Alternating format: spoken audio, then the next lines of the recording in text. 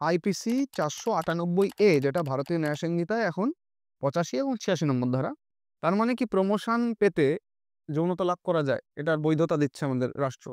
যে এককালীন নেওয়া বেশি ভালো সে মেয়েটার ক্ষেত্রে, না মাসিক মাইনে মাসিক টাকার কিছু অংশ দেওয়া হুম। নেওয়া বলো, এক্ষেত্রে কোনটা ভালো? তুই আমাকে জিজ্ঞাসা করছিস, তাই তো? হ্যাঁ।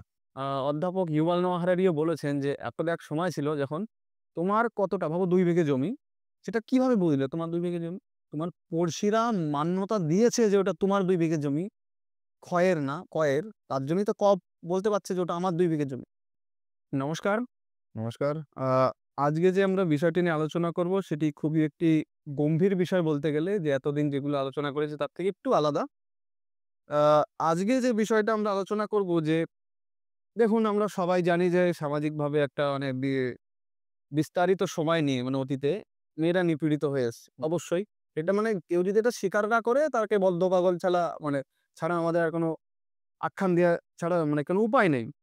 তো আজকে যেটা আলোচনা করব, যে যখন স্বাধীনতার কত ভাই ৭৫ এর বেশি বছর হয়ে গেছে মনে হয় না? ৭৫ প্লাস। হ্যাঁ।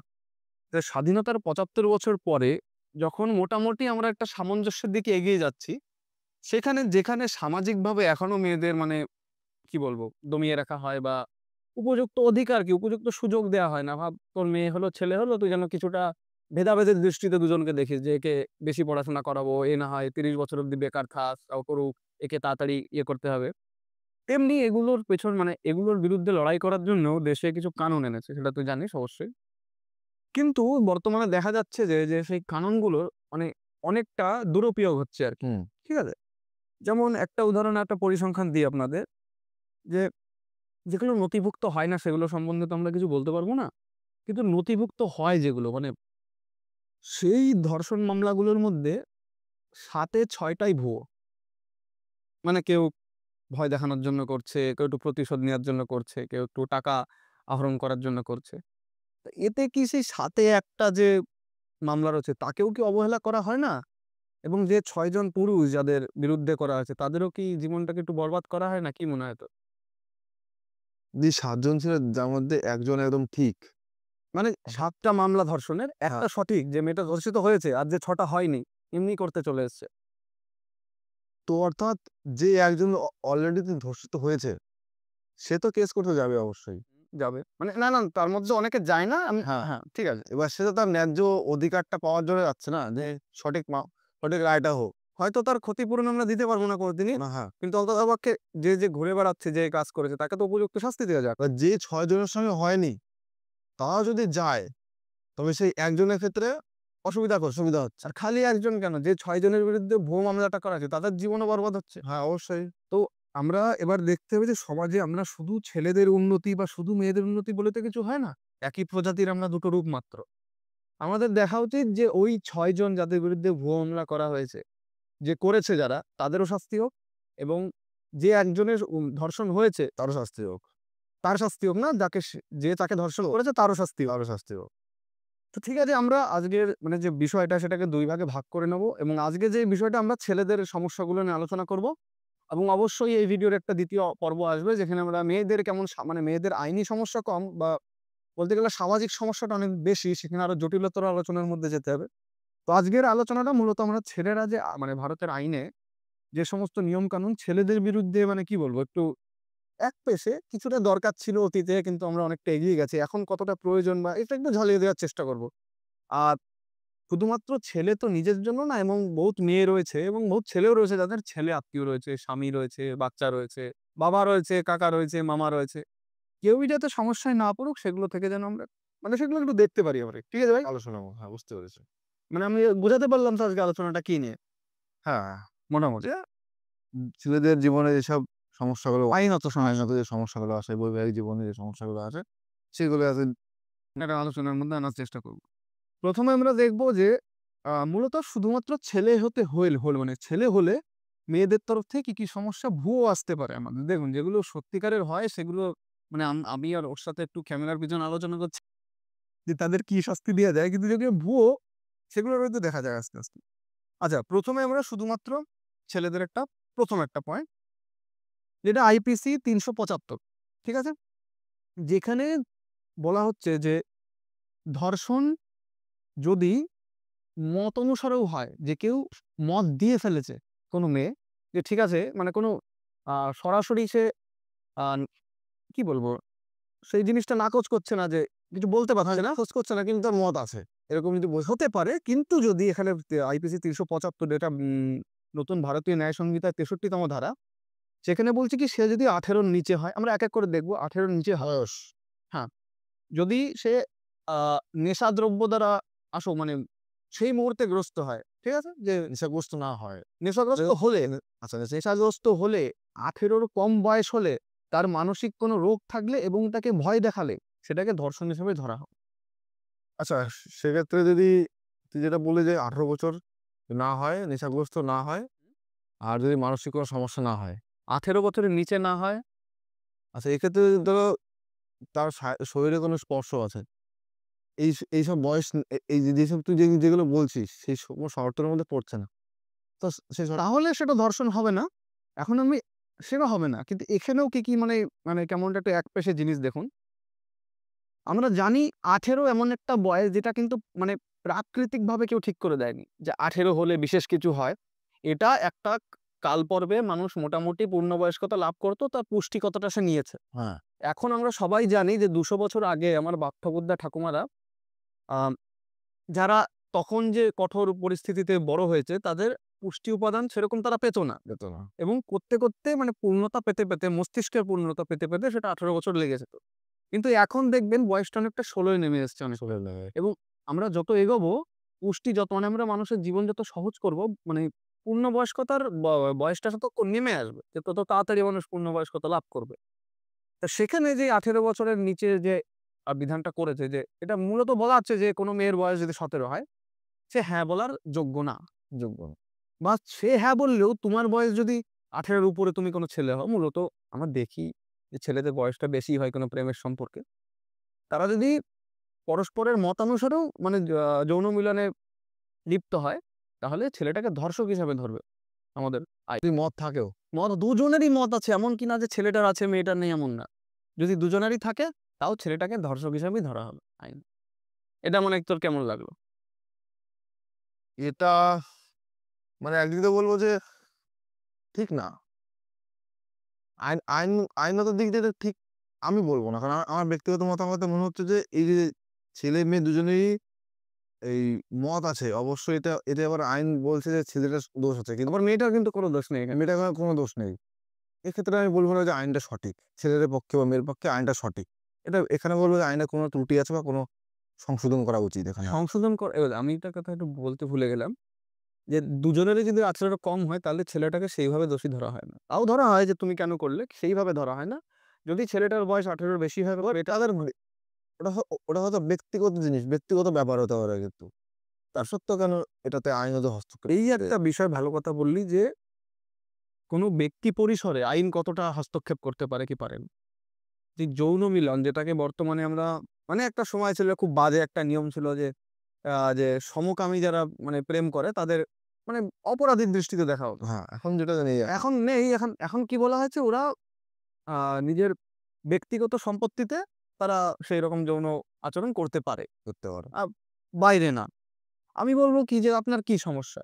কোনো দুজন ব্যক্তি সরাসরি কারো ক্ষতি না করে যাই আচরণ করুক, আপনার কি তাতে? মানে এটা একটা রাষ্ট্র ব্যক্তি পরিসরে হস্তক্ষেপ করার একটা চূড়ান্ত চেষ্টা সেটা মানে ঢেকে রাখতে পারল না বিষয়টাকে। তো মনে হয় এটা মানে অনেক সময় বিচারকদের বলেও দেয়া হয় যে বিষয়টা যদি ১৬ র নিচে না হয়, যদি ১৬ র উপরে হয় ১৮ র নিচে হয় তাহলে যেন বিচারকরা পরিস্থিতি বিবেচনা করেন। এটা অন্তত ভালো করেছে। কিন্তু তাও যদি মানে বর্তমান পরিস্থিতিকে দেখে যদি আমরা একটু বয়সটাকে নামাতে পারি যে এমন তো হয় না ১৮ বছরের নিচে কোনো মেয়ে কিছু বোঝেই না বা শুধু দোষটা ছেলের উপরে দেয়া যায়। এটা যদি ঠিক করা হয়। তাছাড়া বাকি যে দুটো রয়েছে যে কোনো মেয়ে যদি সে নিজে হোক বা কেউ তাকে মানে নেশাগ্রস্ত করে রাখে সেই মুহূর্তের জন্য এবং তারপরে তার সাথে যৌন মিলন করে, সেটা অবশ্যই দণ্ডনীয় অপরাধ হওয়া হ্যাঁ, ছেলেদের দোষ হতে পারে। অবশ্যই হতো অবশ্যই প্রমাণসহ। একটা সময়বিধি মানে বেঁধে দেওয়া দরকার যে তোমার মনে হচ্ছে বা তোমার মনে পড়েছে যে এমন সময় তোমার সাথে এরকম কোনো আচরণ করা হয়েছিল যখন তুমি পুরো হুঁশে ছিলে না। তার একটা বিধি করে দেওয়া উচিত অন্ততপক্ষে ১ দিন, ২ দিন, ৩ দিন যেটা আলোচনা করে বিশেষজ্ঞরা ঠিক করতে পারেন। তার মধ্যে যদি সে বলে ঠিক আছে, অনন্তকাল পরে যদি কখনো বলে আমাকে অমুক দিন অমুক তারিখে নেশাগ্রস্ত করে, এটা একটা বাজে দিক আমাদের মনে হয়। বাকি ঠিকই আছে যে হুমকি দিয়েছিল সেটা যেন একটা মানে অন্তত প্রমাণ, মানে পুলিশ যখন তদন্ত করবে অন্তত প্রমাণ নেওয়ার চেষ্টা সঠিক যথাযথ প্রমাণ যেন থাকা যায়, থাকা লাগে আরকি। কিন্তু এখন আমাদের হয়েছে কি যে মূলত যে মহিলাটা যে কথাটা বলছে সেটাকে আগে সত্য ধরে নেওয়া হয়, তারপরে ছেলেটার উপর দায়িত্ব ছেড়ে দেয়, তুমি সেটাকে মিথ্যে প্রমাণ করো। মিথ্যে প্রমাণ করা। এখন মানে এক্ষেত্রে বলতে গেলে মানে যারা তদন্ত করবে তাদের কোনো ভূমিকা থাকে না। মানে ভুয়ো মামলাকে কত সুন্দরভাবে আহ্বান জানানো হচ্ছে যে আসো। তারা যে তদন্ত করে বিষয়টা খোলাসা করবে যে কোনটা সঠিক কোনটা মিথ্যে সেটা দেখাই হয় না। তো এইটা মূলত একটু দেখলাম। এখান থেকে আমি যে শিক্ষাটা নেব যে যদি এখন যে আইন রয়েছে যে যারা ১৮ র উপরে বয়স যে সমস্ত ছেলেরা, বা এই আইনে রয়েছে তোমরা এখন কোনো ১৮ বছরের নিচের মেয়ের সাথে যৌন মিলন মানে ওই জাতীয় কোনো কর্মে লিপ্ত হইও না। তার থেকে বিরত থাকো। আর যদি দুজনেই ১৮ র নিচে হয়ে থাকো তাও এড়িয়ে থাকতে পারো। কিন্তু দুজনের সহমত। আর ছেলেটাকে বিশেষ করে বলব, ভাই তুমি একটু, যেহেতু ১৮ র নিচে হলে আমাদের ভাই হবে, তুমি একটু সচেতন থেকো বিষয়টায়। বাকি জিনিসগুলো অবশ্যই ঠিক আছে, এরকম কাজ যেন কেউ না করে। ঠিক আছে? এরপরে যে একটা বিষয় রয়েছে যে ২য় পয়েন্ট আমাদের যে আইপিসি ৩৫৪ ডি। হ্যাঁ, এটা একটা খুব গুরুত্বপূর্ণ মানে বিষয়। যোগ আরকি আমাদের আইন সংহিতায় যে অনেকটা আমরা কতটা ভাষাটায় বলি না যে আমার পিছনে পড়ে রয়েছে। হুম। আমরা অবশ্য দেখি আমরা জিনিসটা। আমরা শুধুমাত্র যে বলছি যে হাওয়ায় হয় না, আমরা বিষয়টা দেখি। যে অনেক ছেলে, যে অনেক মেয়ের অন্যায্যভাবে পিছনে পড়ে থাকে তার না করা সত্ত্বেও। সেইখানে এই আইপিসি ৩৭৫ ডি যেটা ভারতীয় ন্যায় সংহিতায় বর্তমানে ৭৮ নম্বর ধারা। বলছে কি যে বাস্তব জগতে হোক বা বৌদ্ধিক জগতে হোক, যে রিয়াল বা ভার্চুয়াল যাই হোক, সেখানে যদি কারো মেয়ের না বলা সত্ত্বেও, অমত সত্ত্বেও কোনো ছেলে যদি তাকে অনুসরণ করে, সেটা হেঁটে হতে পারে তার পিছনে বা তাকে ফলো করার মাধ্যমে হতে পারে। তাহলে তার আ ৩ বছর অব্দি জেলে তো হয়। জেল হওয়ার দণ্ডবিধি দেয়া রয়েছে। তার তার মধ্যে হতে পারে। সমস্যাটা কি এখানে? অবশ্যই এটা একটা ভালো নিয়ম যে কিভাবে মানে এরকম তো উচিত না, না? এবং আমরা সত্যি কথা বলতে কি প্রাকৃতিকভাবে দেখি যে ছেলেদের এটা অভ্যাস। কেন সেটা আমরা পরবর্তী একটা ভিডিওতে বিস্তার আলোচনা করতে পারি যে কি জীববিজ্ঞান রয়েছে এর পিছনে। কিন্তু এটা বাস্তব মেনে নিয়ে যেন তারপরে আইনকে রচনা করা হয়। সমস্যাটা হচ্ছে ভাই যে প্রমাণের কোনো ব্যাপার নেই। না, তোমার পিছন কেউ করেছিল কি করেছিল না, ঠিক। মেয়েটার কোনো প্রমাণ দেওয়ার দরকার নেই। সে যদি বলে মুখে, অন্তত এইটুকু তো দাবি করা যেতে পারে যে সিসিটিভি ক্যামেরাতে কিছু আছে কিনা চেক করো ভাই। এমন তো কোনো সময় থাকবেই যে সে মেইন রোড দিয়ে গেছিল তাও তার পিছন করছিল।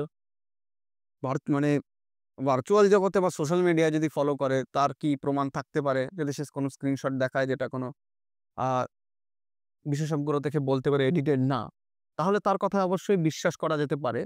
কিন্তু যদি না হয় তাহলে? এমনও তো হতে পারে ধরো করেনি।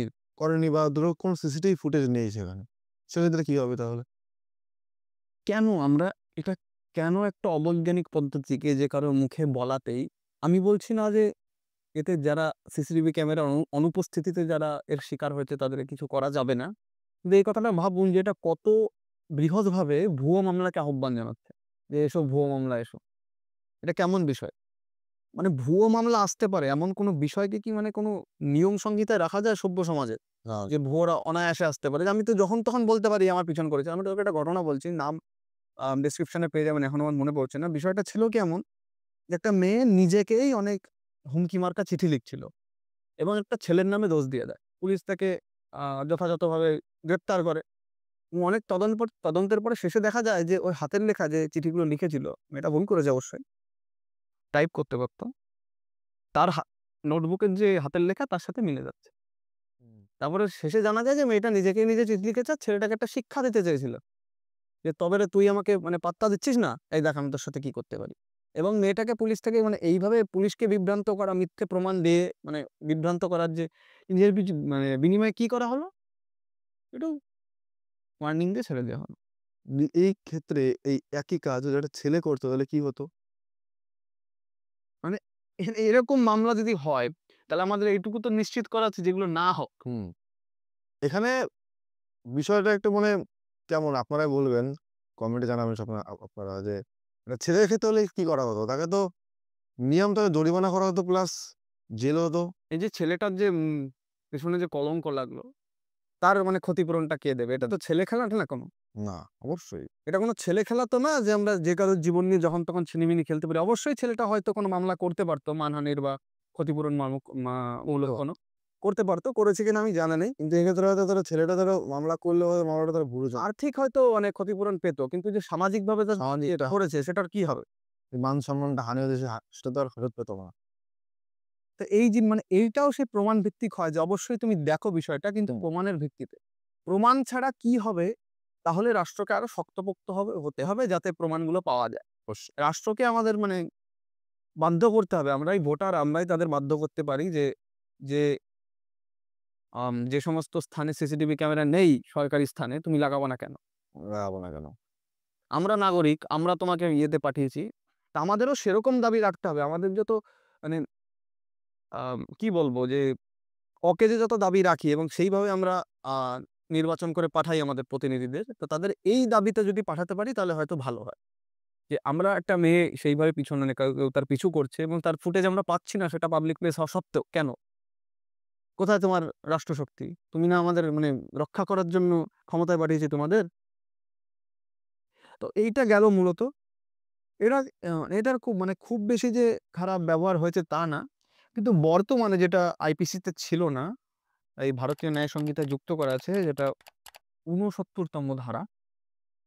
এটার ভাই কি বলবো যে খুবই মানে আমার শব্দ পারছি না কিন্তু খুবই একটা বিধ্বংসী একটা কানুন ছেলেদের বিরুদ্ধে। কি হচ্ছে যে ধারাটা বলছে যে কোনো ছেলে যদি কোনো মেয়েকে মিথ্যা প্রতিশ্রুতি দেয় বিবাহের বা কোনো কাজে প্রমোশনের এবং সে তার মাধ্যমে যদি তার যৌনতা লাভ করে তাহলে তার দণ্ড হবে। দণ্ড হবে। ১ম কথা, পরেরটা নিয়ে বলি।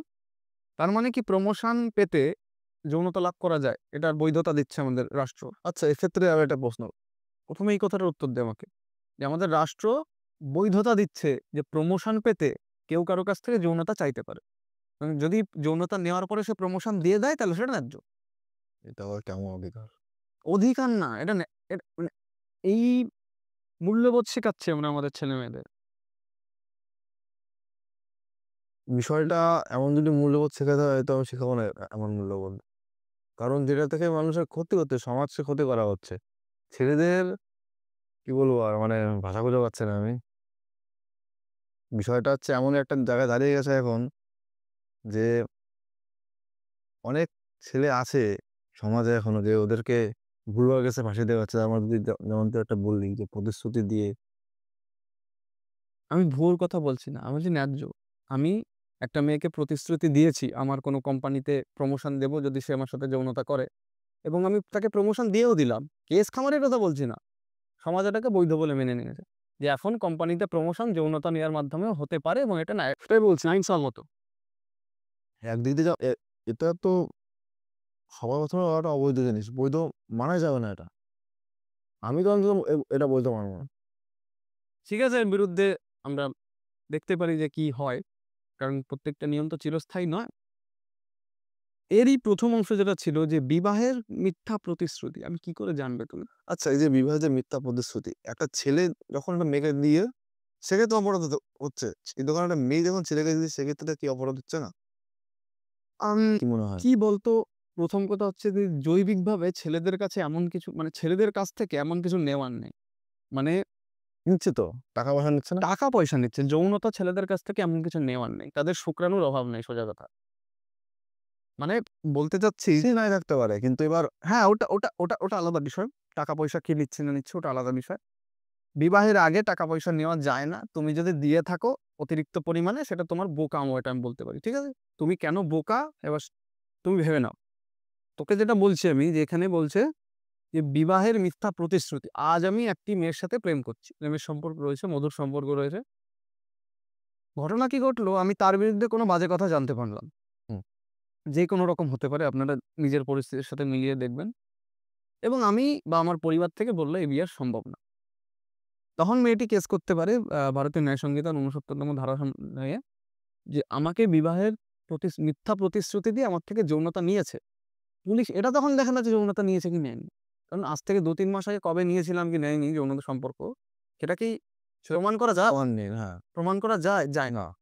এমনকি যে সেই মুহূর্তে দুজনের মত ছিল না? সেই সময় দুজনের মত। অবশ্যই মত ছিল।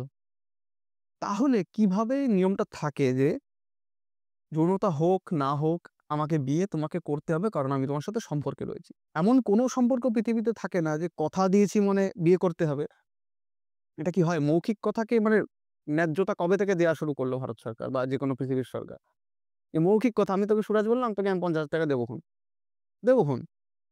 ৬ মাস পরে তো এই নিয়ে আমার বিরুদ্ধে মামলা দিয়ে দিলে যে ও আমাকে বলেছিল কাগজ কোথায় যে কিসের বিনিময়ে এটা বলতে চাচ্ছি যে এগুলো লিখিত কাগজে লিখিতভাবে তো কোনো কিছু দেওয়া নেই না? যে হ্যাঁ, প্রতিশ্রুতি তোমাকে বলে দিলাম মুখে। এমন তো তুমি মেনে নিলে কেন ১ম কথা? হ্যাঁ, তুমি মেনে নে মে মে মেনে নিলে কেন? তো কাগজে কলমে দেখাতে হবে আগে ১ম।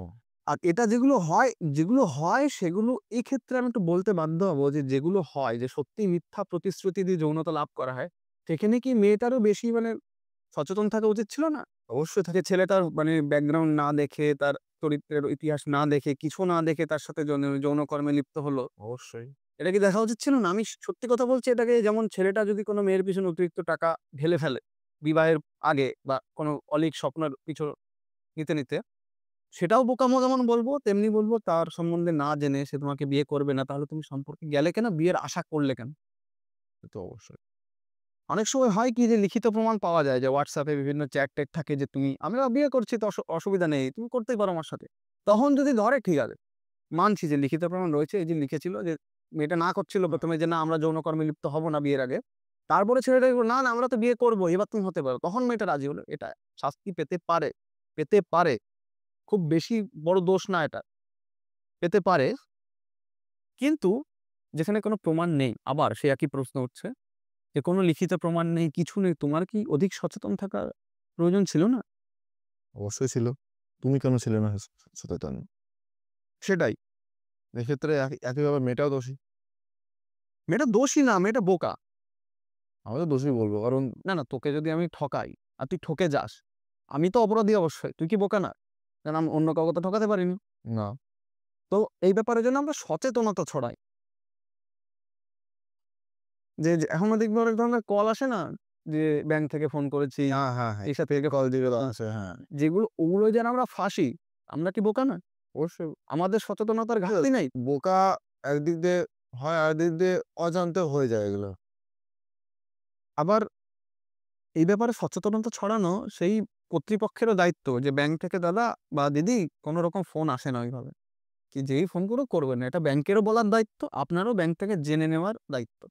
দায়িত্ব থেকে এড়িয়ে গিয়ে সমস্ত কিছু মানে আমি শিশুসুলভ আচরণ করতে থাকবো, সেটা হয় না। আর সেই ব্যাপারে আর কি বলবো এই ব্যাপারে? আমার সত্যি শব্দ নেই যে বিবাহের মিথ্যে আচ্ছা আরেকটা মামলা বলি, নাম অবশ্যই ডেসক্রিপশন এ পেয়ে যাবেন। ঘটনাটা ছিল কি যে দুজনে ভিন্ন জাতের ছিল এবং সেখানে মেয়েটি আক্রান্ত ছিল যে ছেলেটি তাকে ঠকিয়েছে। হ্যাঁ? সেখানে বিচারক বা বিচারিকা যিনি ছিলেন তিনি বলছেন যে মেয়েটিকে বলছে, "তুমি আশা করলে কি করে বিয়ে হবে? তোমাদের তো আলাদা জাত।" বলতে পারে ভালোবাসা ছিল। মানে মেয়েটা বেঁচেছে এখানে যে তুমি বিয়ের আশা করলে কি করে? তোমাদের তো আলাদা জাত। শুধু প্রেম করতে সেটাই তোমার ভাবা উচিত ছিল। তুমি তো আগের থেকেই জানতে যে বাড়ির থেকে মেনে নেবে না। না, তো ২ তরফাই আছে বিষয়টা কিন্তু যে ভুয়ো মামলার যে বন্যা বইতে চলেছে কয়েকদিন পরে যেহেতু নতুন আইন, এখনো সেরকমভাবে প্রয়োগ আমরা দেখিনি মানে সেই সংখ্যায়। তো এই ব্যাপারে যদি আমরা সচেতন থাকি এবং ছেলে হোক মেয়ে হোক দুজনেই দুজনের ব্যাকগ্রাউন্ড দেখে তারপরে এগোই। বিষয়টা কেবলমাত্র এটা ছেলেখেলার বিষয় না। আমি জানি না পশ্চিম থেকে আমরা কি নিতে পারি। তাদের তার মানে পশ্চিম থেকে আমরা ব্যক্তি স্বতন্ত্রতাও দেখতে পারি যে সেখানে প্রত্যেকটা ব্যক্তিকে স্বতন্ত্রভাবে বাঁচার যে অধিকার দেওয়া হয়। পশ্চিম থেকে আমরা মানে বিজ্ঞান দর্শনও নিতে পারি যে তারা কিভাবে তাদের ধর্মীয় বা কুসংস্কারের মত ছেড়ে আজকে বিজ্ঞানের পথে হেঁটে কত উন্নত হয়েছে। সেগুলো না নিয়ে আমরা কেন যে ওদের খারাপ দিকগুলো নিই খালি ঈশ্বর জানে। তো ভাই ১ম আমরা মূলত ছেলে হলে বর্তমানে মেয়েদের পক্ষ থেকে কি সমস্যা হতে পারে আমরা ৩ টে মূলত আইন দেখলাম বর্তমানে। এখন যেটা বৃহৎ প্রশ্ন, ছোট থেকে বিয়ে করে সবথেকে বড় সমস্যা সেটা হচ্ছে বিবাহিত পুরুষদের ক্ষেত্রে। আমি একটা কথা বলতে বাধ্য হচ্ছি যে ভারতবর্ষে আমি অন্য দেশের পরিসংখ্যান দেখিনি বা বর্তমানে জানি না। যে ধর্ষকের যা না শাস্তি হয়, তার থেকে মনে হয় বিবাহিত পুরুষ যদি কোনো মিথ্যে মামলায় ফাঁসে, তা তার বেশি শাস্তি হয়ে যায়। হয়। সারা জীবনে সবকিছু তার হয়তো ছেলেদের থেকে বিবাহিত ছেলেদের বিবাহিত না, ধর্ষকের থেকে, ধর্ষক যে কয়জন করে তার মধ্যে কয়জন ধরা পড়েন, তাদের যা শাস্তি হয় তার থেকে মনে হয় কোনো বিবাহিত পুরুষ যে সে কোনো মানে না দেখে শুনে কোনো কি বলবো চরিত্রহীন কোনো মহিলার পাল্লায় পড়ে গেছেন, তার যা জীবনে হ্যাপা হয় তার থেকে বেশি হয়। তাহলে কি আমরা কি সমাজে কি বার্তা দিচ্ছি? কি বিবাহের থেকে এখন পুরুষরা ধর্ষণ করতে যান, তা আপনার বেশি সুরক্ষিত থাকবে? মানে এরকম পর্যায়ে নিয়ে আসতে হয়েছে আমাদের। এবার তোকে বলছি এক এক করে শোন। এবার তুই আগে তো কিছুই ছিল না, আমরা কিছুটা সতর্কতার মাধ্যমে বেঁচে থাকতে পারতাম। পারতাম। এখন দেখুন কি হচ্ছে। আচ্ছা, ১ম এ বলে রাখি যে বিবাহের যে মানে বিবাহ করলে সামাজিকভাবে কি হয় সেটার তোয়াক্কা কোনো রাষ্ট্র এখন করে না। তাদের নিজস্ব নিয়মাবলী রয়েছে যে বিবাহ মানে এই এবং দুজনের এই দায়িত্ব এই। তো আপনাদের মধ্যে এমন কেউ আছেন যাকে আমি মানে যথেচ্ছভাবে একটা দলিল দিলাম, আপনি সই করে দিলেন? আপনি পড়বেন তো নিশ্চয়ই যে এই ছেলেটা আমাকে কি সই করাচ্ছে, কি দলিল, অবশ্যই পড়লে বুঝতে হবে যে কি বিষয়। কি লিখা রয়েছে, এটা আমি মানব না ভাই, তুমি এটা কাটো তারপরে সই করব। বিবাহর এমন একটা দলিল যে সামাজিকভাবে করুন বা লিখে করুন, আপনি না বুঝে প্রতিনিয়ত হাজারে, হাজারে, লাখে, লাখে, কোটি, কোটি ছেলেমেয়েরা সই করে দিচ্ছে। বড় সমস্যায় পড়ছে। মেয়েদেরও হ্যাঁ। কিভাবে সমস্যার সম্মুখীন হতে হয় এটা আমরা অন্য পরের পর্বে আলোচনা করব। এখন মূলত ছেলেদেরকে সমস্যার সম্মুখীন হতে হয়। ১ম কথা, ১ম যে মানে প্রধান সমস্যা ভারতের আইপিসি ৪৯৮ এ, যেটা ভারতীয় ন্যায় সংহিতায় এখন ৮৫ এবং ৮৬ নম্বর ধারা বলছে যে মহিলাকে কোনো রকম শারীরিক হেনস্থা, একটা চোট দিতে পারো যেকোনোভাবে শারীরিক হেনস্থা এবং তার বাড়ির থেকে নিজের বাড়িতে কোনো সম্পদ বা সম্পত্তি আনার জন্য চাপ দেওয়া, এইটার বিরুদ্ধে একটা আইন। স্ত্রীর বাড়ির থেকে সম্পত্তি আনা যে তুমি ভাই তুমি তোমার বাড়ি থেকে যাও অমুক জিনিসটা নিয়ে আসো, যাও তুমি তোমার বাড়ি থেকে স্টোরিটা নিয়ে আসো। পণ টাইপের, তাই তো? পণ, আমি জানি না পণকে কেউ কেমন চোখে দেখে, কিন্তু পণ যদি একটা চুক্তির অংশ হয় যে আমরা অমুকের সাথে অমুকের বিয়ে দিচ্ছি এবং আমার মনে হয় এই পক্ষ বেশি ভালো, ছেলে হোক মেয়ে হোক, আমাদের এত টাকা ক্ষতিপূরণ হিসেবে দিতে হবে, মানতে পারি আমি। ওটা চুক্তির ব্যাপার, যদি দুই পক্ষ রাজি হয়, জোর জবরদস্তি না হয়। এখানে কি হয়, যদি সত্যি আমি দেখেছি নিজের চোখে, যে বিভিন্ন খবরের কাগজেও পড়েছি যে মেয়েটাকে মানে প্রতিনিয়ত জ্বালানো হয় যে তোমার বাপের বাড়ি থেকে এ নিয়ে আসো, বাপের বাড়ি থেকে ও নিয়ে আসো, হেনা তেনা, হ্যাঁ? বা তাকে মারধর করা হয় ইত্যাদি, মৌখিকভাবে হোক বা শারীরিকভাবে হোক। সমস্যাটা হচ্ছে এখানেও প্রমাণের কোনো দরকার নেই। দরকার নেই।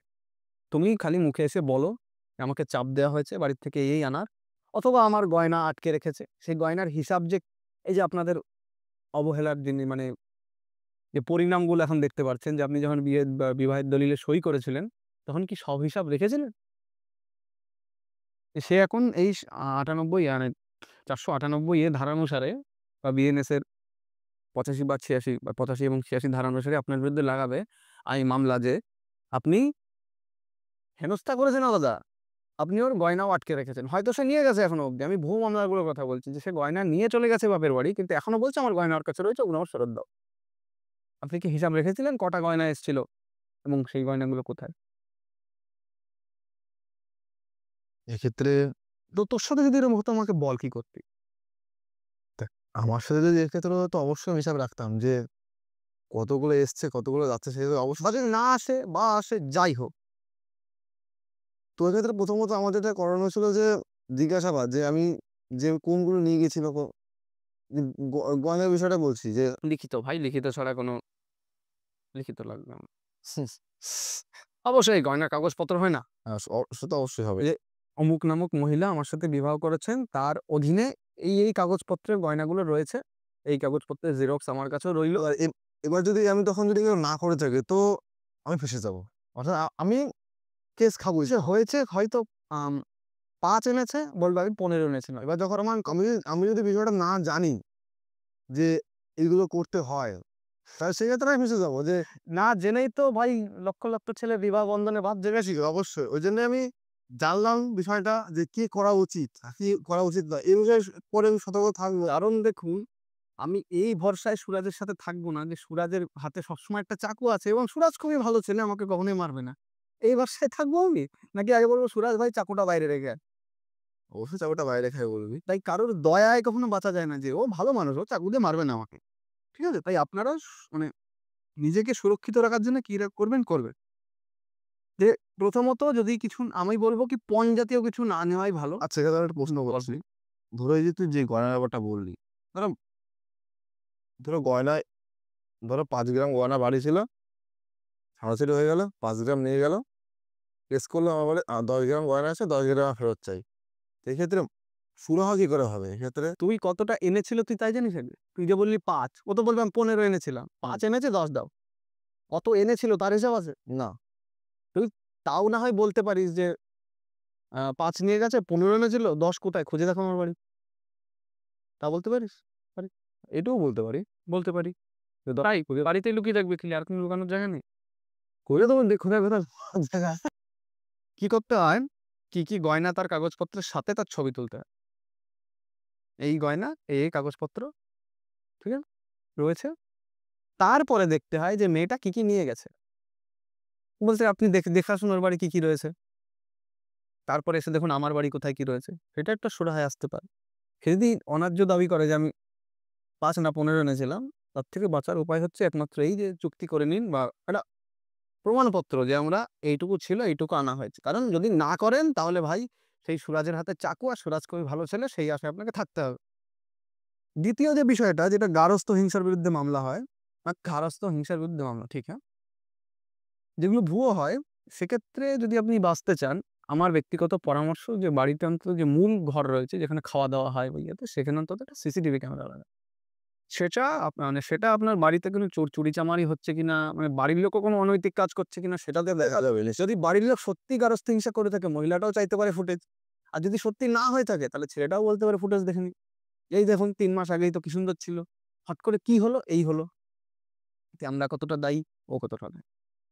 ঠিক আছে? তো এই দুটো সুরক্ষা ব্যবস্থা আমরা ৪৯৮ এর বিরুদ্ধে আনতে পারি। শুধু খারাপ বলব না, একটা মানে পণের বিরুদ্ধে একটা ভালো আইনও ভারতে রয়েছে যে আইপিসি ৩০৪ যেটা ভারতীয় ন্যায় সংহিতায় ৮০ নম্বর ধারা এখন। সেখানে বলছে কি যে পণের দাবিতে কোনো মহিলাকে যদি বিবাহের ৭ বছরের মধ্যে কোনোভাবে মেরে দেওয়া হয়, তাহলে সেই পরিবারের যারা অভিযুক্ত বা যারা মোটামুটি ধরতে পারি যে অভিযুক্ত, তাদের অবশ্যই কঠিন থেকে কঠিনতর সাজা হবে। এইটা একটা ভালো নিয়ম যেটা আমি ৪৯৮ এতে পাচ্ছি না, যে সদ্দৃষ্টি, যে সদ্গুণ যেটা বলে সেটা আমি ৪৯৮ এতে পাচ্ছি না, যেটা ৩০৪ তে পাচ্ছি। যে সেখানে প্রমাণ আছে যে মহিলাটা মারা গেছে। আর কি চাই দেখতে? ধরো কোনো মহিলাকে মেরে ফেলা হয়নি। সে মারা গেছে কোনো কারণে। মেরে ফেলা হয়নি, মারা গেছে। মারা গেছে। হয়তো কোনো কারণে মারা গেছে। এবার সেই সত্ত্বেও মেয়ের যে বাবার বাড়ির লোকেরা আছে, তারা চাইলেন যে না, ওরা হয়তো বিশ্বাস করছে না যে হ্যাঁ, মারা যায়নি, মেরে ফেলা হয়েছে। তদন্ত সেক্ষেত্রে কি তদন্ত তদন্ত হবে। ওই মুখের কথায় মানবে না, তদন্ত হবে। এক্ষেত্রে ভালো যে বৈজ্ঞানিক পন্থা অবলম্বন করছে যে তদন্ত হবে। আমি তদন্তের পক্ষে সবসময়, এবং সৎ তদন্তের পক্ষে। এমন না যে ঘুষখোরি তদন্তের পক্ষে। তাই যেটা ভালো সেটাও আমরা জানিয়ে দিলাম। এবার কিছু আমি ধারা লিখিনি, কিন্তু বিভিন্ন বিষয় যেগুলো সমস্যা তৈরি করে, মানে যেগুলো বিবাহ বিচ্ছেদের মামলা হয় বা মহিলারা পুরুষদের বিরুদ্ধে ভুয়ো মামলা যেগুলো দেয়, তার মধ্যে একটা আচ্ছা শেষে লিখেছি, তা ১ম এ বলছি। একটা হচ্ছে বিয়েতে খরচ বিয়ের খরচ। হ্যাঁ, অনেক জায়গায় দেখেছি বিষয়গুলো। ধারা। প্রথমত আমি বলব যে দেখুন, একটা সময় ছিল যে আপনার সাথে কোনো স্ত্রীর বা আপনার সাথে কোনো পুরুষের বিবাহ হয়েছে কিনা সেইটার প্রমাণ হিসেবে থাকতো মাত্র আপনার সমাজের লোকজন। তারা যদি মেনে নেয় বিয়ে হয়েছে, তাহলে হয়েছে। হুম। তারা যদি না মানে তুমি কোথাকার স্বামী-স্ত্রী। তাই জন্য অতীতে বিয়ের সময় বিভিন্ন লোক আমন্ত্রণ করে খাওয়ানো হতো সাক্ষী রাখার জন্য অন্ততপক্ষে। তাদের বিয়েতেও আপনি সাক্ষী হিসাবে যাবেন। অতীতে জমির ব্যাপারেও তাই ছিল। যেমন অধ্যাপক ইউভাল নোয়া হারারিও বলেছেন যে এক সময় ছিল যখন তোমার কতটা ভাবো ২ বিঘে জমি। সেটা কিভাবে বুঝলে তোমার ২ বিঘে জমি? তোমার পড়শিরা মান্যতা দিয়েছে যে ওটা তোমার ২ বিঘে জমি। ক্ষয়ের না, কয়ের। তার জন্যই তো বলতে পারছে যে ওটা আমার ২ বিঘে জমি। তো তুই ভাই এখন ভাব, তো প্রতিবেশী মানছে না, সুরাজ তো ওই এলাকায় ওই ২ বিঘে জমি নিয়ে থাকে, কিন্তু তোর কোনো দলিল নেই। রাষ্ট্র মানবে ওটা তোর জমি? না, অবশ্যই মানবে না রাষ্ট্র। তেমনি ওখানে প্রমাণ নেই যে তোমার কাছে। অবশ্যই। তেমনি বিবাহের ক্ষেত্রেও বর্তমানে আপনার প্রতিবেশী মানুক কি না মানুক, আপনার যদি দলিল থাকে তাহলে আপনি বিবাহিত।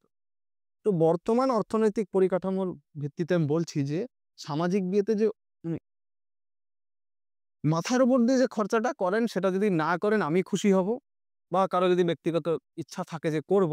একটা জিনিস মাথায় রাখবেন, যখন আমাদের মানে ভারতীয় এক ধনকুবের তার ছেলের বিয়ে দিয়েছিলেন বা দিচ্ছেন বা দিচ্ছিলেন দিয়ে তখন, ঠিক আছে?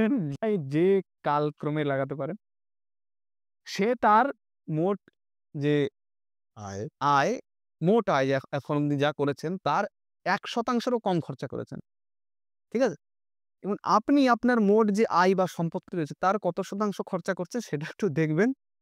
এবং এখানে সমস্যাটা কি হয় ভাই দেখ, ভাব বিয়েতে খরচা হয়নি বা কম হয়েছে। ভাব হয়নিতে আমি শূন্য ধরেছি, আর হয়েছে ধরতে কম করে ধরে ৳৫,০০,০০০ হয়েছে। আমরা কম করে ধরছি। কম করে বাঁচলাম। হ্যাঁ, কম করে বাঁচলাম।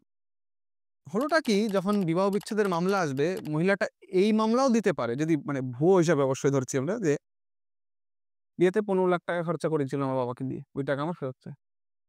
কি করবেন? কিছুই করার নেই। কিছু করার নেই। যদি না খরচ লেখা থাকে।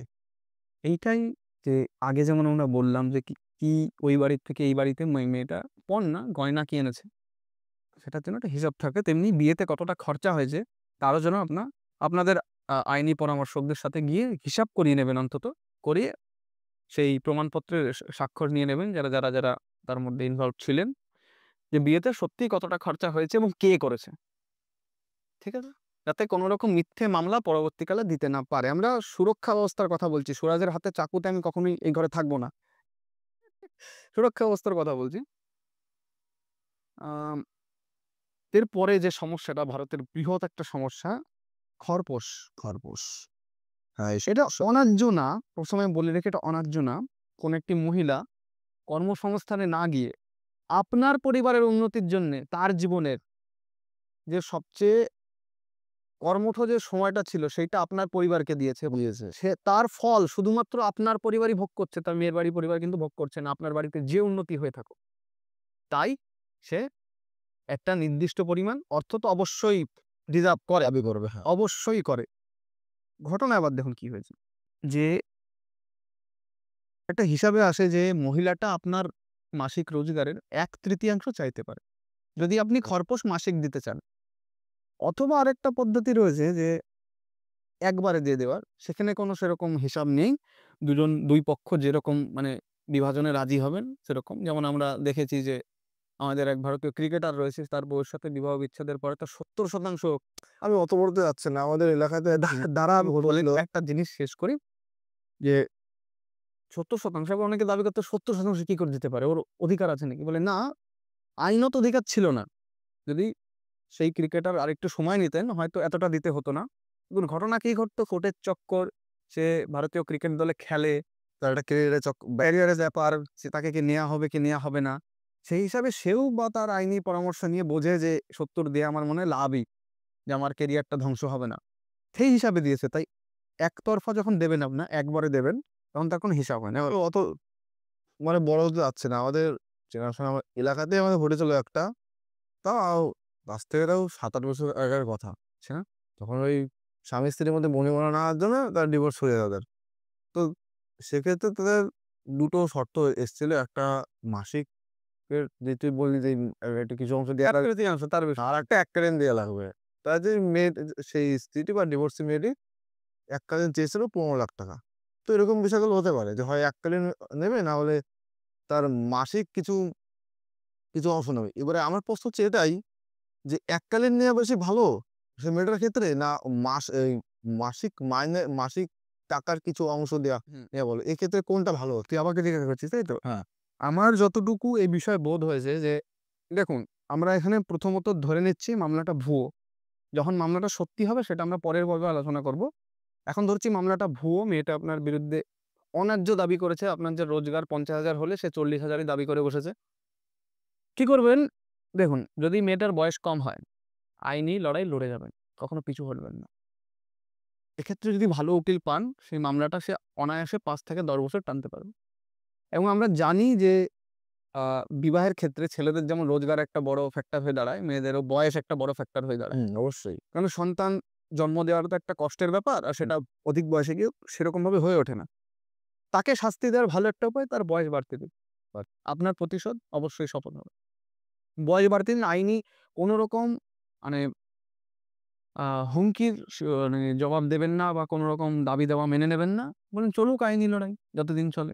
আমরা আমাদের পক্ষ রাখবো, আপনারা আপনাদের পক্ষ লড়ুন। অবশ্যই। এইটা একটা আমি বলতে পারি। এমনি যদি ভুয়ো না হয় অবশ্যই সে ন্যায্য দাবিদার তার।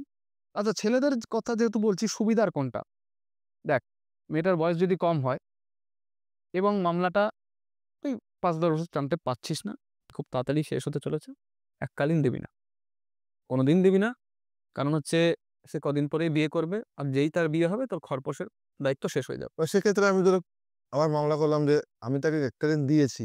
না, না, দিয়ে ফেলেছে, ও আর নিতে পারবো না ফেরত। না, না, আমি ফেরত নেওয়ার কথা বলছি না। আচ্ছা, আমি তাকে এককালীন দিয়েছি, সে ভেবেছে হয়তো এককালীন নেওয়ার পর আমি বাকি জীবনটা চালাতে সুবিধা হবে। না, আমার যাই হোক, কিছু একটা তো করবে। বিয়ে করুক। কেন করুক? এই তুই এসব বাজে কথা বলছিস কেন? তার ব্যক্তিগত ব্যাপার। সে বিয়ে করবে কি না করবে। আমি যার বিবাহ বিচ্ছেদ হয়েছে সেই ছেলেটার দৃষ্টিভঙ্গিতে বলছি যে সে যদি অল্প বয়সী মেয়ে হয় অবশ্যই বিয়ে করবে। একটু বেশি হলেও করতে পারে। অবশ্যই আপনি এককালীন দেবেন না। তাহলে ততদিন সে বিয়ে করবেই। সত্যি কথা বলছি, সে বিয়ে করবেই। মাসিক দিন, যতদিন দেয়া যায় দিন। তো এককালীন কোনো বড় দাবি মেনে নেবেন না। কিন্তু যদি অধিক বয়স্ক হয় তাহলে আপনি যেকোনো আপনার যেটা সুবিধা মনে হয় সেদিকে যেতে পারেন। তুই যেটা বলেছিস যে তোর কি মনে হয় একটা মেয়ে আমার থেকে বিবাহ বিচ্ছেদ নেওয়ার পরে কয়দিন পরে বিয়ে করবে?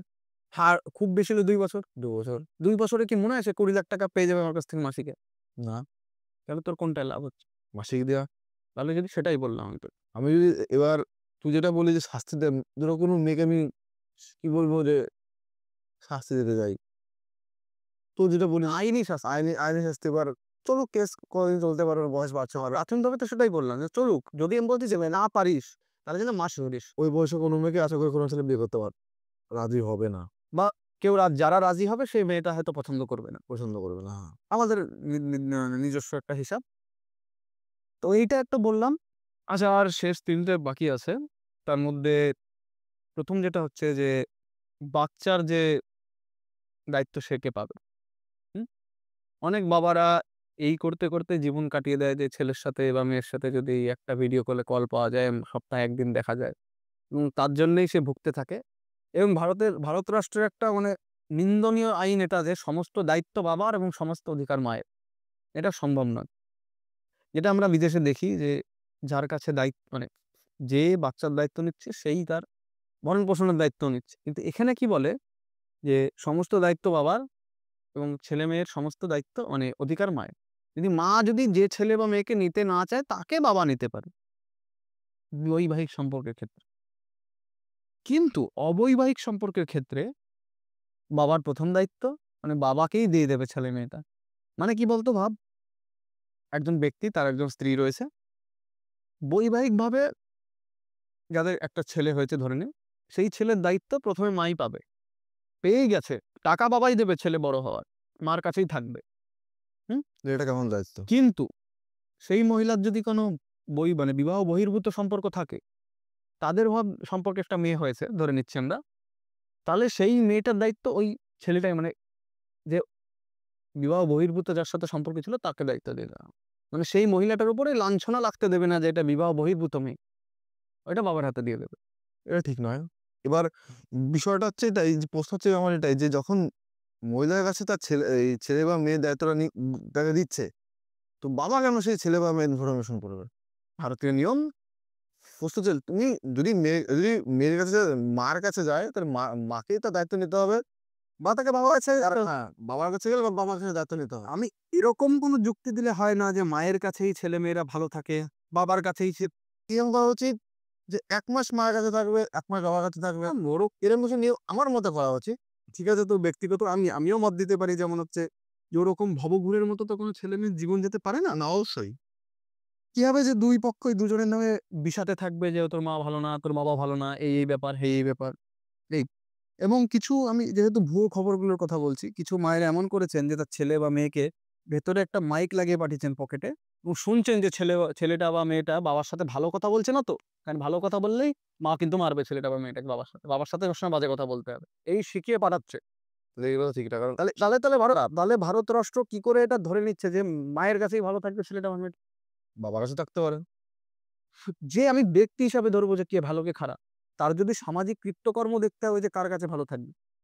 ওই জন্য বললাম কিছুদিন থাকবে মায়ের কাছে, কিছুদিন থাকবে বাবার কাছে। তুই দিন বললি, আমি বলবো যে প্রমাণ নিক যে বাবার কাছে থাকলে সে ভালো মানুষ হতে পারে, বাবা মানুষটা কেমন, মার কেমন অতীত রয়েছে সেইগুলো দেখতে পারে সে। এবং অবশ্যই একটা বয়স পরে সে তো সিদ্ধান্ত নেয়, কিন্তু যদি ছোটবেলা থেকেই ভাই কারণ আমি বিষিয়ে দিতে আমার মায়ের নামে বা আমার বাবার নামে উল্টো জন যদি বিষাতে থাকে বিষয়টা, তাহলে আমি কি করে বাঁচতে পারবো বড় হয়ে আমি জানি না। তো আপাতত যে নিয়ম রয়েছে আমি ভারতীয় পুরুষ মানুষদের এই কথাটা বলব যে ওই আশা ছেড়ে দেন। খালি একটা ভিডিও কলের জন্য ওরকম হ্যাপা পোয়াবেন না। জীবন অনেক বড়। সন্তান জন্ম আপনার হয়েছে। আর কি করা যাবে বলুন? আমি তো রাষ্ট্রর মতো ক্ষমতাশালী নই যে আমরা কেউ আপনার সাহায্য করতে পারব। করতে পারবো। না, নিয়মটা পাল্টানোর জন্য দেখি অন্য কোনো রাজনৈতিক মতাদর্শ কোনো পথ দেখায় কিনা বা এদেরই মত পরিবর্তন হয় কিনা। তো মূলত আমরা শেষে চলে এসেছি। ভাই যে আমরা সমাধানকেও একটু সাথে নিয়ে চলার চেষ্টা করেছি এবং যে একটা বড় সমস্যা যেটা ভারতের উপরে মানে এখন ছেয়ে রয়েছে, এখনো নামেনি, সেটা হচ্ছে বৈবাহিক ধর্ষণ। এখন কিন্তু ভাই আইন আছে যে বিবাহ করলেও তুমি তোমার স্ত্রীকে হোক, তোমার স্ত্রীকে তুমি কোনোভাবে শারীরিকভাবে নির্যাতন করতে পারো না। অবশ্যই ঠিক এটা। কিন্তু শারীরিক নির্যাতনের সাথে তুমি যদি ধর্ষণ আবার জুড়ে দাও, মানে কি? বোঝাতে চাইছে এরা যে অবশ্যই কোনোদিন কোনো স্ত্রী বলতেই পারে যে আজকে আমার যৌন স সম্পর্ক ভালো লাগছে না। আজকে না, ইচ্ছা করছে না। হ্যাঁ, এবং সেই যদি জোর করে সে পুরুষটা করে, তাহলে তার ক্ষত থাকবে। সেইটা দেখে সে মেয়েটা অবশ্যই বিচার চাইতে পারে যে এটা কি হলো আমার সাথে। কিন্তু বৈবাহিক ধর্ষণ বিষয়টা ওরকম না। সে করেছে তারা দুজনে মিলে। হট করে একদিন মহিলাটা পুলিশ থানায় গিয়ে বলতে পারে যে, অমুক দিন অমুক তারিখে আমার মত ছিল না, আমার সাথে বৈবাহিক ধর্ষণ করেছে, এই পুরুষটির নামে ধর্ষণ মামলা দিয়ে দাও। ঘটনাটা কি হয়, যাদের সম্পর্ক ভালো তারা বুঝবেন না, কিন্তু যাদের সম্পর্কে একটু তিক্ততা রয়েছে, একটু প্রতিশোধ নিতেই মহিলাটা সে স্বামীর বিরুদ্ধে মানে মিথ্যা মামলা, ধর্ষণের মামলা দিয়ে দিতে পারে। আবার সেই একই সমস্যা, তুমি কি করে প্রমাণ করবা যে ৪ দেওয়ালের মধ্যে তারা লিপ্ত হয়েছিল, হয়নি? তার মহিলাটার কথাটা চিরসত্য, পুরুষের কথাটা হচ্ছে চিরমিথ্যা। এমন অবৈজ্ঞানিক পদ্ধতি আমি জীবনে দেখিনি। ভাবতো একটা বিজ্ঞানের ল্যাবে আমরা কাজ করছি, কোনো রাসায়নিক দিলাম, একটা পুরুষ দেখলো, অমুক কথা লিখলো, মহিলাটা দেখলো, অমুক কথা লিখলো। তাদের বৈজ্ঞানিক যুক্তির ধার যাচ্ছে না কেউ। ওটা মহিলা বিজ্ঞানী বলেছে এটা ঠিক, এটা পুরুষ বিজ্ঞানী বলেছে এটা ভুল। এরকমভাবে বিজ্ঞান তো এগোয় না। আর এটা যে একটা চরম অবৈজ্ঞানিক রাষ্ট্র ব্যবস্থা চলছে সেটা অবশ্যই আমরা বুঝতে পারছি। উল্টোটা এখানে মানে ধিক্কারজনক যে পুরুষ বিজ্ঞানী বলছে ঠিক, মহিলা বিজ্ঞানী বলছে ভুল। দুজনেরই যুক্তি দেখো বা দুজনেরই প্রমাণ দেখো। তো এই জিনিসটা এখন আসেনি, বুঝলি? যে আমার ব্যক্তিগত মনে হয় যে এই সমস্ত বিষয়ে কিছু বিদেশি সংস্থা থাকে বা বিদেশি রাষ্ট্র থাকে, যাদের নিজের বৈবাহিক মানে যে প্রতিষ্ঠান, বিবাহ যে একটা প্রতিষ্ঠান যেখানে সন্তান লালন পালন সবচেয়ে ভালো হয়। অনাথ আশ্রমে সন্তান লালন পালন ভালো হয় না রাস্তায় ভালো হয় আমি জানি না।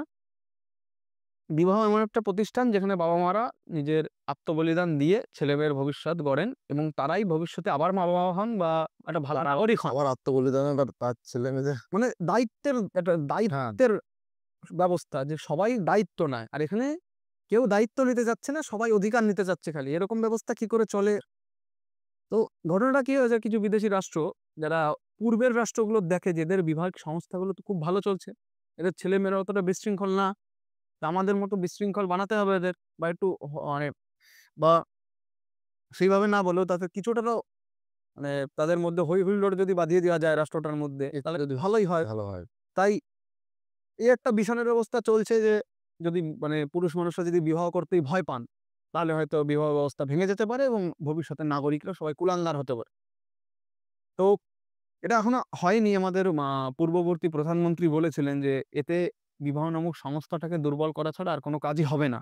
অবশ্যই ভালো দিয়েছেন। বর্তমানের যে সরকার তারাও এর পক্ষে কোনো কিছুই দিতে চাইছে না এবং একজন বলেওছেন যে একজন আইনকর্তা যে বিবাহ দিয়েছো মানেই একটা মত তুমি দিয়েছো। তোমাকে মারার মত দাওনি, কিন্তু অবশ্যই যৌনতার মত দিয়েছো। নতুবা কেনই বা বিয়ে করতে গেলে? বিয়ের আর কি উদ্দেশ্য থাকতে পারে? আমরা জানি এটা তো আর লুকানো-টরানোর কিছু নেই যে আমরা পুরুষ বিয়ে করি না কেন? তাতে কোনো সন্তানের জন্ম হয় না বলে। এতে লুকানোর কিছুই নেই। বাকিটা দেখতে পারেন যে কত ভালো বিপরীত লিঙ্গটা।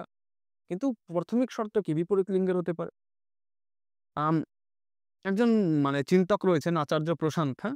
উনার বক্তব্য দেখছিলাম আমি, সেদিন চোখ খুলে গেছে আমার দেখে যে, আরে এটা বলো তো ভাই, ১৫ বছরের ছেলে আর ৮০ বছরের মহিলার মধ্যে প্রেম হয় না কেন? কথাটা খুবই স্বাভাবিক। দুজনে মিলে সন্তান জন্ম দিতে পারবে না। আপনারা যেটাকে প্রেম ভাবেন, সেটা ২ পক্ষ থেকেই সন্তান জন্ম দেওয়ার একটা উদ্দীপনা। এবং আপনারা যেভাবেই যে গান লিখে, যে কবিতা লিখে সেটাকে মানে রঞ্জিত করতে চান, ঢেকে দিতে চান, মূলত একটাই বিষয় রয়েছে এর পিছনে।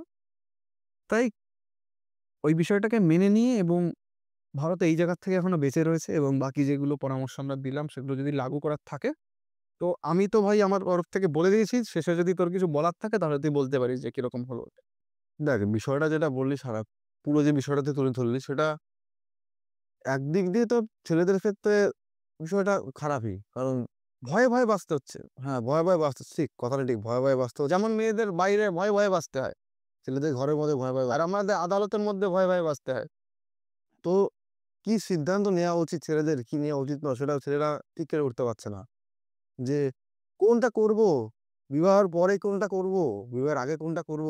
খুব বি খুব একটা খারাপ বিষয় ছেলেদের। বা বিবাহ করলে কি শর্তের উপর দাঁড়িয়ে করব? হ্যাঁ, খুবই একটা বিষয় খারাপ। আর সবথেকে যে বিষয়টা বলছি, ও একটু আগে যে কথাটা বলল যে বিয়ে করার যে দলিলটা থাকে, দলিলটা যখন সাইন করছি, সই করছি, দলিলে কি লেখা আছে? কি লেখা আছে ওইটা যেন ভালো করে পড়ে নেওয়া উচিত। যদি কিছু শর্ত না মনে হয় যে এই শর্তটা আমার ভালো লাগছে, স্যার বিয়ে করো না।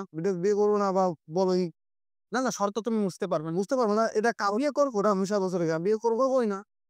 যেই শর্তগুলো আমি রাজি না আমি। এই কি তো ভালো করে পড়বে এবং কি বিষয়বস্তুটা কি, মানে কি, এটা করলে কি হবে, কি হবে না, সব ভালো সবকিছু যেকোনো পদক্ষেপের আগে আমরা যেন একটু বুঝে নিই, একটু ভেবে নিই। অবশ্যই আবেগে পড়ে তাড়াহুড়ো যাচাই করে না করি। যেমন যাচাই করে আমরা পা ফেলি। অর্থাৎ ভাবিয়া করিও কাজ, করিয়া ভাবিও না।